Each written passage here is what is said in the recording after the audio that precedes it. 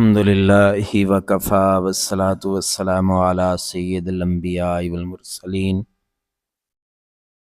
فقد قال الله تبارك وتعالى في كلام المجيد والفرقان الحكيم: أعوذ بالله من الشيطان الرجيم، بسم الله الرحمن الرحيم. وَسَيُجَنَّبُهَا الْأَتْقَى الَّذِي يُؤْتِي مَالَهُ يَتَزَكَّى وَمَا لِأَحَدٍ عِندَهُ مِن نِّعْمَةٍ تُجْزَى إِلَّا ابْتِغَاءَ وَجْهِ رَبِّهِ الْأَعْلَى وَلَسَوْفَ يَرْضَى. صدق الله مولانا العظيم وبلغنا رسوله النبي الكريم ونحن على ذلك لمن الشاهدين والشاكرين والحمد لله رب العالمين. رب اشرح لي صدري ويسر لي أمري واحلل عقدة من لساني يفقهوا قولي. رب زدني علما رب زدني علما رب زدني علما. سبحانك لا علم لنا إلا ما علمتنا إنك أنت العليم الحكيم. إن الله وملائكته يصلون على النبي يا أيها الذين آمنوا صلوا عليه وسلموا تسلیما. تمام ساتھی دل کی گہرائیوں سے بآواز سے بلند درود پاک پڑھ لیجئے: اللہم صلی علی محمد وعلی آل محمد کما صلیت علی ابراہیم وعلی آل ابراہیم انک حمید مجید. اللہم بارک علی محمد وعلی آل محمد کما بارکت علی ابراہیم وعلی آل ابراہیم انک حمید مجید. میرے محترم بزرگوں، عزیز نوجوان بھائیوں، ساتھیوں، یہ مہینہ جمادی الثانی کا ہے اور جمادی الثانی کے مہینے میں سیدنا ابو بکر صدیق رضی اللہ تعالیٰ عنہ کی وفات کا دن ہے. 22 جمادی الثانی کو سیدنا ابو بکر صدیق رضی اللہ تعالیٰ عنہ اس دنیا سے انتقال فرما گئے تھے. کائنات میں علماء اکرام کا اس بات پر اجماع ہے کہ سارے نبیوں کے بعد باقی دوسرے اللہ کے بندوں میں اعلیٰ و رفع، عظمت والا، شان والا وہ سیدنا ابو بکر صدیق رضی اللہ تعالیٰ عنہ ہیں. اور ابو بکر صدیق رضی اللہ تعالیٰ عنہ حضور علیہ السلام کے خاندان سے تعلق تھا، اور حضرت ابو بکر صدیق کا نام تھا عبداللہ، کنیت تھی ابو بکر، لقب تھا صدیق اور عتیق. آپ کے والد گرامی کا نام تھا عثمان، اور ان کا لقب تھا، ان کی کنیت تھی ابو قحافہ. اور ابو بکر صدیق رضی اللہ تعالیٰ عنہ کی والدہ کا نام تھا سلمہ، اور ان کی کنیت تھی ام الخیر. اور ابو بکر صدیق رضی اللہ تعالیٰ عنہ کا شجرہ نسب 8ویں پشت پہ جا کے حضور اکرم صلی اللہ علیہ وسلم کے ساتھ مل جاتا ہے. حضرت ابو بکر صدیق رضی اللہ تعالیٰ عنہ حضور نبی کریم صلی اللہ علیہ وسلم سے عمر میں 2 سال چھوٹے تھے.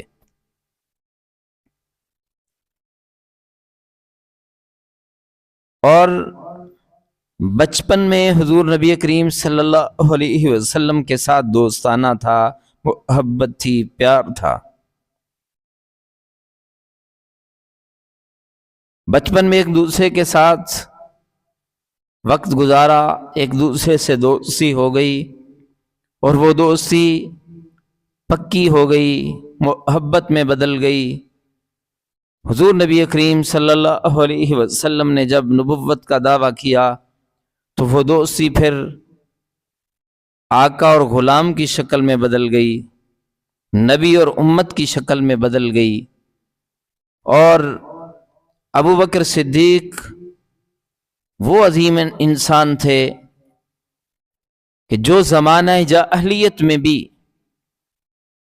اعلیٰ کردار، اعلیٰ اوصاف کے مالک تھے، امانت والے تھے، دیانت والے تھے، صاحب حیا تھے، صاحب کردار تھے۔ بھوکوں کو کھانا کھلانا مشغلہ تھا، کمزوروں کے کام آنا ان کا شیوا تھا، خاندانی ان کا بزنس، کاروبار، تجارت تھا، اور ان کی خوبیوں کا اندازہ، ان کے نیک ہونے کا اندازہ، ان کے اچھے کردار کے ہونے کا اندازہ اس بات سے لیجئے کہ مکے میں اس دور میں بھی ان کا اگر کوئی جگری دوست، جگری یار تھا تو حضرت عبداللہ کے لخت جگر سرور کونین حضرت محمد صلی اللہ علیہ وسلم تھے۔ یعنی دوستی سے ہی پہچانا جاتا ہے بندہ۔ اگر کسی بندے کو تم دیکھو کہ مجموعی طور پر اس کا اٹھنا بیٹھنا، اس کی نسبت، اس کا تعلق اچھے لوگوں سے ہے تو اس کی گواہی دے لو کہ وہ اچھا ہے، اس کی گواہی دے دو کہ وہ جنتی ہے۔ اگر کسی کا مجموعی طور پہ، یعنی ایک بندہ ہے اس کا مجموعی طور پہ اٹھنا بیٹھنا اچھے لوگوں سے، لیکن بیچ میں اگر کوئی دوسرے لوگ بھی اس سے ملتے ہیں تو وہ کسی خود کو بچا کے اور اپنا اچھا کردار رکھ کے ان سے ملتا ہے تو اس میں کوئی عیب نہیں ہے۔ لیکن مجموعی طور پر کسی بندے کا اپنا کریکٹر اور اس کا ملنے جلنے والوں کا جو کریکٹر ہے، جس طرح کا وہ ہوگا، جس طرح کے لوگوں سے ملے گا، بیٹھے گا، تعلق ہوگا، اس نسبت کا اثر ہوگا اس پر۔ اگر دوستیاں، تعلق، اٹھنا بیٹھنا برے لوگوں سے ہے، محبت برے لوگوں سے ہے تو پھر اس کی خیر نہیں ہے، وہ اچھا نہیں ہے۔ تو ابو بکر صدیق رضی اللہ تعالیٰ عنہ اچھے لوگوں کے دوست تھے، حضور نبی کریم صلی اللہ علیہ وسلم کے دوست تھے۔ ایک بار خواب آیا، خواب میں دیکھا کہ چاند ٹوٹا ہے، ٹکڑے ٹکڑے ہوئے، اور پھر اکٹھا ہو کے آ کے میری گود میں گر گیا۔ تو دو علوم ایسے تھے جن کے یہ ماہر تھے عرب میں، ایک علم الانصاب اور دوسرا خوابوں کی تعبیر کا علم۔ یہ حضرت ابو بکر صدیق رضی اللہ تعالیٰ عنہ لوگوں سے بہتر جانتے تھے۔ تو غور کرتے رہے کہ اس کی تعبیر کیا بن سکتی ہے، خود بھی غور کیا، اور بحیرہ رحب پہلی آسمانی کتابوں کا عالم تھا، اس کے بعد سے لے گئے، ان سے جا کے یہ خواب بیان کیا تو اس نے کہا کہ میرا علم تو یہ کہتا ہے کہ چونکہ یہ زمانہ آخری نبی کے آنے کا ہے اور لگتا ہے کہ تو اس آخری نبی کا ہر لمحے لمحے کا ساتھی ہوگا، جس طرح دو انگلیاں اکٹھی ہیں تو تیرا اور اس کا ساتھ ایسے ہوگا۔ تجارت کی غرض سے ایک بار یمن کے علاقے میں گئے، کپڑے کا کاروبار تھا، تو وہاں پر پہلی آسمانی کتابوں کا ایک عالم بازار میں حضرت ابوبکر صدیق کو دیکھتا ہے تو رک جاتا ہے، باتیں کرنا شروع کرتا ہے، غور غور سے دیکھتا ہے، اور پھر کہتا ہے کہ میں آپ کی دعوت کرنا چاہتا ہوں، آپ کو اپنے پاس بلانا چاہتا ہوں، اپنے گھر میں بلانا چاہتا ہوں۔ حضرت ابوبکر صدیق رضی اللہ تعالیٰ عنہ اس کی دعوت کو قبول کر لیتے ہیں۔ جب وہاں اس کے گھر گئے تو وہ سوال کرنا شروع کر دیتا ہے۔ وہ پوچھتا ہے کہ آپ کہاں سے آئے ہو؟ بتایا مکے سے آیا ہوں۔ خاندان کا پوچھا، کئی سوالات کیے، کئی سوالات کے جوابات لینے کے بعد کہا اگر آپ برا محسوس نہ کیجیے، اس کا مطلب یہ نہیں کہ جاتے ساری اس نے یہ کیا ہوگا، اس نے پہلے کوئی خدمت تواضع کر لی ہوگی، مہمان نوازی کر لی ہوگی، اس کے بعد یہ گپ شپ ہوئی ہوگی۔ کہا کہ اگر آپ محسوس نہ کریں تو آپ سے میں نے جو سوالات کیے ہیں، جو مجھے معلومات ملی ہیں، جب ان معلومات کو میں پہلی کتابوں کے علم سے جوڑتا ہوں تو مجھے یوں لگتا ہے کہ جو آخر میں اللہ تعالیٰ نے آخری نبی بھیجنا ہے تو اس کا خاص ساتھی ہے،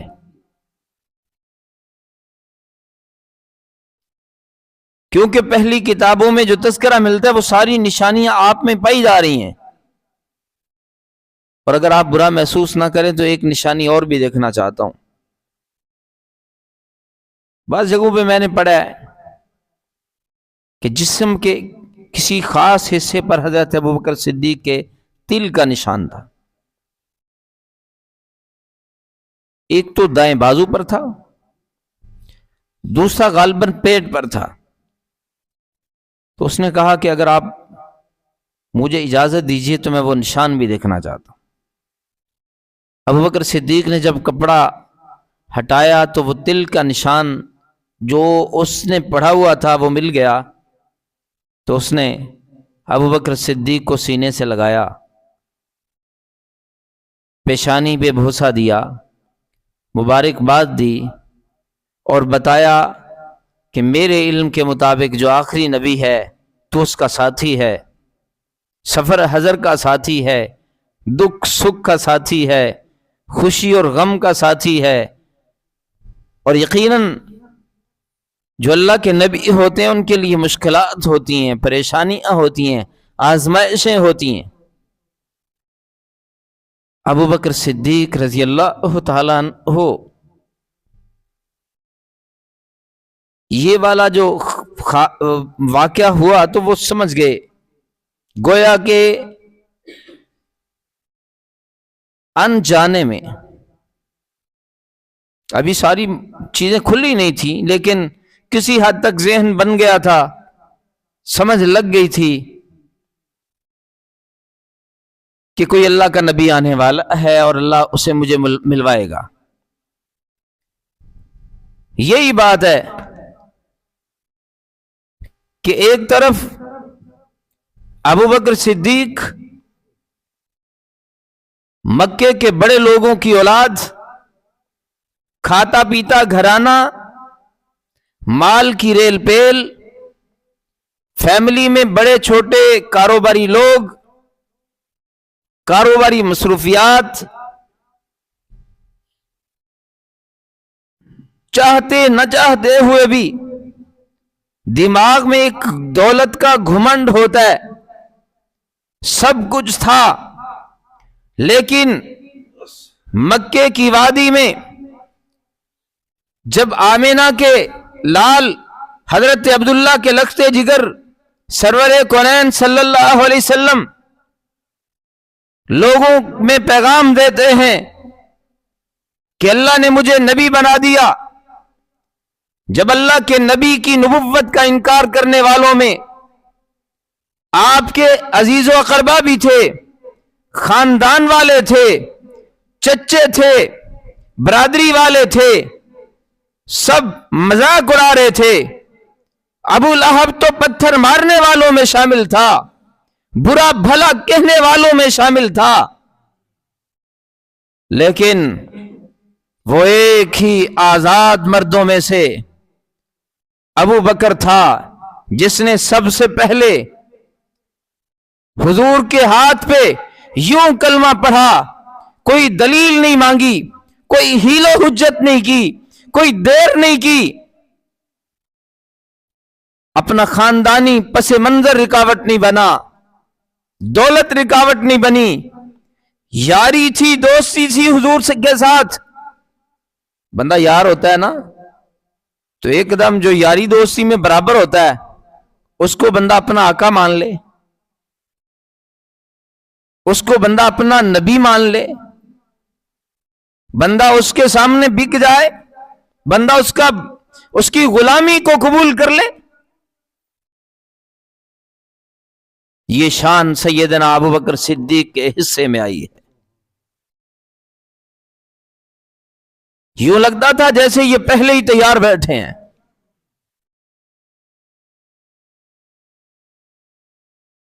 بڑے بڑے سردار یہ سمجھتے تھے کہ یہ کون سا کوئی سودا ہے، تاجر تو سوچ سمجھ کے سودا کرتا ہے نا، تاجر تو نقصان کا سودا نہیں کرتا، تاجر تو فائدے کا سودا کرتا ہے۔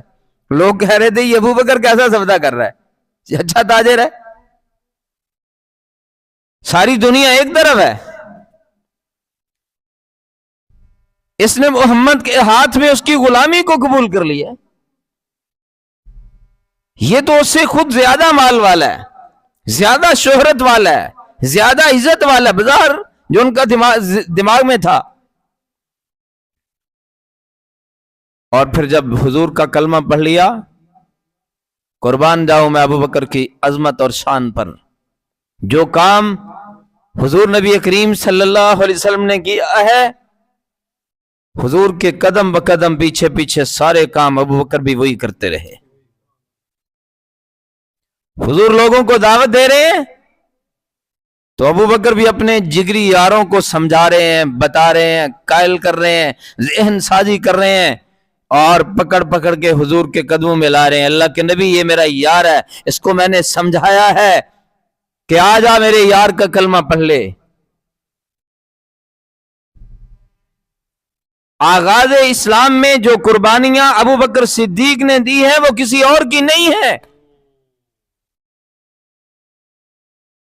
اور جو غلام کمزور ایمان لاتے ہیں لوگ ان کو مارتے ہیں، اور میں قربان جاؤں ابو بکر تیری شان پر، تیری دولت پر، تیرے مال پر۔ جس غلام کو دیکھتے ہیں کہ یہ کلمہ پڑھتا ہے اور کلمہ پڑھنے کی وجہ سے اسے مارا جاتا ہے،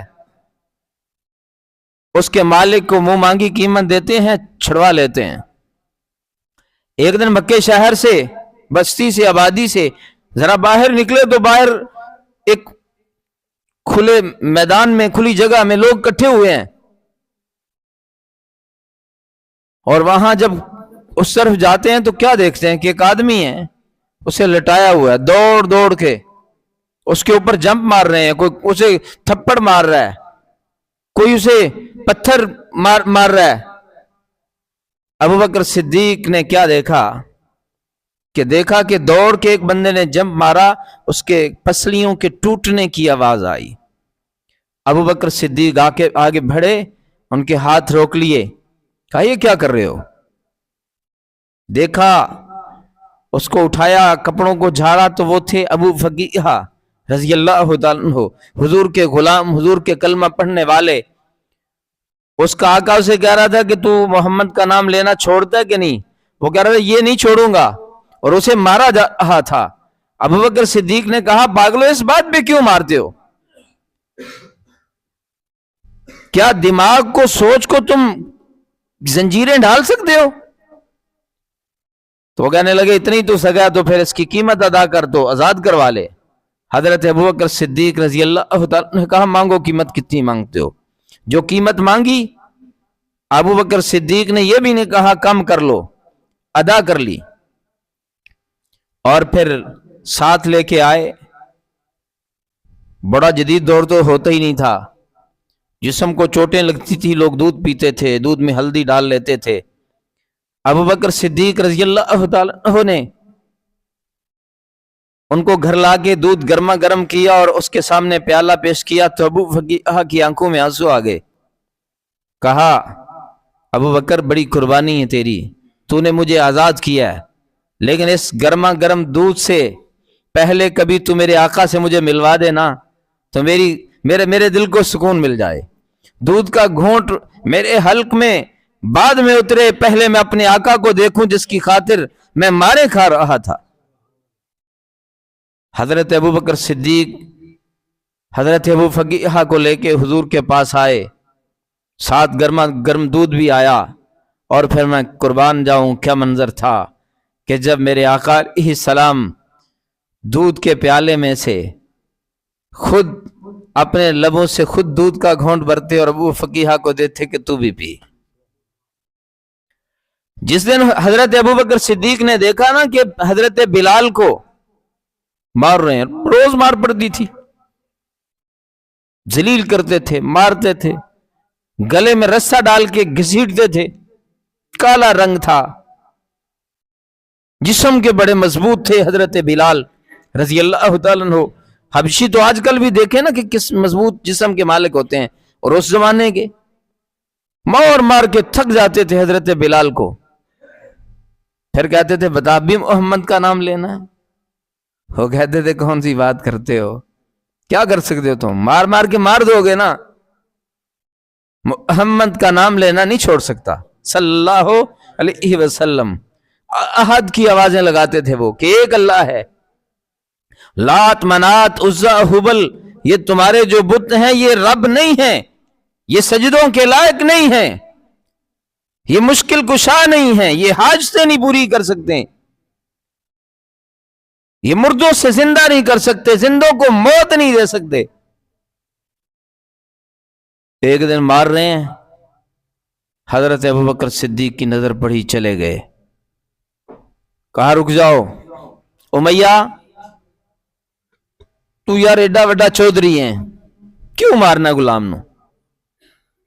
امیہ کہنے لگا ابو بکر تجھے اس پہ بڑا اہم آ رہا ہے، یہ غلام میرا ہے، اس کا کیا حق ہے کہ یہ میرے دین سے بدل جائے، اور تو اگر اس کا اتنا سگا ہے تو پھر اس کو خرید لے. ابو بکر صدیق کہتے ہیں مانگ، کیا قیمت مانگنی ہے؟ کہا کہ تیرے پاس فلاں غلام ہے؟ کہا ہے. وہ خوبصورت تھا، طاقت والا تھا، سمجھدار تھا، عقل مند تھا، اچھا سمجھا جاتا تھا کہ یہ غلام بڑا اچھا ہے، کام کا آدمی ہے. ابو بکر صدیق کہنے لگے ہے. کہنے لگا اس کے پاس 2000 اشرفیاں بھی ہیں؟ کہا ہیں. کہا وہ غلام اور وہ اشرفیاں مجھے دے دو اور یہ بلال تم لے لو. ابو بکر صدیق کہنے لگے بالکل قبول ہے سودا. غلام کو بلوایا، اشرفیاں منگوائیں، تو امیہ نے سمجھا کہ یہ تو بھائی بڑی آسانی سے مان گیا ہے، اس سے تو کچھ اور مانگوں گا تو وہ بھی مل جائے گا. تو دوبارہ اس نے رٹا ڈال لیا کہ 40 اوقیہ چاندی بھی چاہیے مجھے. ابو بکر صدیق کہنے لگے ہے تو ویسے بڑی غلط گل، تو اپنی گل تو پھر رہے اچھی گل دے نہیں. وہ کہنے لگا میں نے کون سے ابھی پیسے پکڑے ہیں، ابھی تک جس نے پھرنا ہوتا ہے وہ کئی بہانے بنا لیتا ہے. حضرت ابو بکر صدیق رضی اللہ عنہ نے وہ 40 اوقیہ چاندی بھی دی، غلام بھی دیا، اس کے ساتھ اشرفیاں بھی دیں، اور حضرت بلال کو پکڑ کے سینے سے لگا لیا. اور جب بلال کو لے کے حضور کے پاس جا رہے تھے تو امیہ اپنے بندوں میں پتہ کیا کہتا ہے؟ کہتا ہے یار میں تو سمجھتا تھا یہ عبداللہ بھی کچھ لوگ کہتے تھے، کچھ لوگ ابو بکر کہتے تھے کہ یہ بڑا سیانہ ہے، سمجھدار ہے، تاجر ہے، فائدے کا سودا کرتا ہے، اس نے یہ کون سا سودا کیا؟ اس نے تو گھاٹے کا سودا کیا، اس نے تو نقصان کا سودا کر لیا. جب یہ باتیں آپس میں کر رہا تھا ابو بکر صدیق کبھی جا رہے تھے، کانوں میں آواز پڑی، واپس آ گئے. کہا امیہ کیا کہہ رہے ہو کہ میں نے گھاٹے کا سودا کیا؟ اور پگلے تجھے پتہ ہی نہیں ہے. بلال کے کندھے پہ ہاتھ رکھا، سینے سے لگایا، کہا جس اپنے بیلی کو یار کو میں نے تجھ سے خریدا ہے میں اس کے جوتوں پہ یمن کی حکومت وار دوں. یہ کتنا قیمتی ہے؟ اس کے پاؤں حکومتوں سے زیادہ قیمتی ہیں. حضرت ابوبکر صدیق رضی اللہ عنہ نے ایک غلام نہیں، یک کے بعد دیگرے اپنا مال حضور علیہ السلام کی ذات پر یوں لٹاتے تھے جیسے لٹانے کا حق ہے. کہا کرتے تھے 3 چیزیں بڑی محبوب تھی انہیں. ایک یہ تھی، بتایا کرتے تھے کہ میرے آقا کا چہرہ ہو، میرے سامنے ہو اور میں تکتا رہوں. پسندیدہ چیزیں جو 3 بتاتے تھے ان میں ایک کون سی تھی؟ کہ میں اپنے آقا کو دیکھتے ہی رہوں اور میں قربان جاؤں پھر اللہ کے فیصلوں پر. پھر جتنا قریب سے ابوبکر صدیق نے اپنے آقا کو دیکھا کسی اور نے نہیں دیکھا. ساری زندگی کے اور معاملات اور طرف ہیں. ہجرت والی رات غار ثور میں کیا منظر تھا یار. ابوبکر صدیق کی گود ہے، ہائے ہائے وضحا والا حضور کا چہرہ انور ہے، اور ابوبکر صدیق رج ویکھ رہے نے تو اتنا قریب ویکھ رہے نے. آئے ہائے ہائے، یہ والا منظر کیسا منظر ہے. اور غار کے نیچے سے اگر پاؤں پہ سانپ ڈس رہے تو پاؤں کے پر سانپ کے ڈسنے کی پرواہ نہیں کر رہے، اپنے آقا کو محبت سے دیکھ رہے ہیں اور نیند سے بیدار بھی نہیں کر رہے. اگر ابوبکر صدیق کو اپنے نبی کو دیکھنا بڑا پسند تھا تو پھر اللہ نے مواقع بھی بڑے دے دیے. اور ایک بار حضرت عائشہ فرماتی ہیں کہ میں رات کو سوئی ہوئی تھی چھت کے بغیر، آسمان پہ ستارے تھے جگمگا رہے تھے. تو میں نے اپنے آقا سے پوچھا اللہ کے نبی یہ جتنے ستارے ہیں اتنی نیکیاں ہیں کسی کی؟ تو حضور نے فرمایا ہاں ہیں. تو کہا کس کی؟ کہا عمر ابن خطاب کی. کیا تو رضی اللہ تعالیٰ. حضرت عائشہ فرماتی ہیں کہ اچھا اتنی نیکیاں عمر کی ہیں تو میرے ابو کی اس سے کم ہے؟ حضور نے فرمایا عائشہ تیرا باپ اتنا بلند ہے، تیرا باپ اتنا آگے ہے کہ عمر کی ساری نیکیاں ایک طرف اور تیرے باپ کی غار ثور کی راتوں میں گزری ہوئی ایک رات ایک طرف، ایک رات کی نیکی ایک طرف. وہ ایک نیکی عمر کی ساری زندگی کی نیکیوں پہ بھاری ہے. یہی وجہ ہے کہ حضرت عمر کہا کرتے تھے کہ میرا دل چاہتا ہے کہ ابو بکر نا میرے سے پوری زندگی کی ساری نیکیاں لے لے، میرے سارے سجدے، میرے سارا جہاد، میری ساری نیکیاں ہیں. بلکہ ایک بار کہہ دیا نا حضرت عمر نے حضرت ابو بکر سے کہ ابو بکر سارا ہی کچھ لے لو، ساری نیکیاں لے لو، سودا کر لو، ایک غار ثور والی رات کی نیکی مجھے دے دو. ابو بکر صدیق کہنے لگے عمر تم تو اکیلے ہو، ساری کائنات کے سارے انسان آ کے مجھے کہیں کہ ساری نیکیاں مجھے دے دو، ابو بکر وہ ایک رات والی نیکی دینے کے لیے تیار نہیں ہے. اللہ اکبر. انشاءاللہ میں اگلے جمعے بھی سیدنا ابو بکر صدیق رضی اللہ تعالیٰ عنہ کی عظمت، شان اور انہی کے حوالے سے بات کروں گا. جو باتیں کی ہیں اللہ تعالیٰ سمجھ کر عمل کی توفیق عطا فرمائے. وآخر دعوانا الحمدللہ رب العالمین.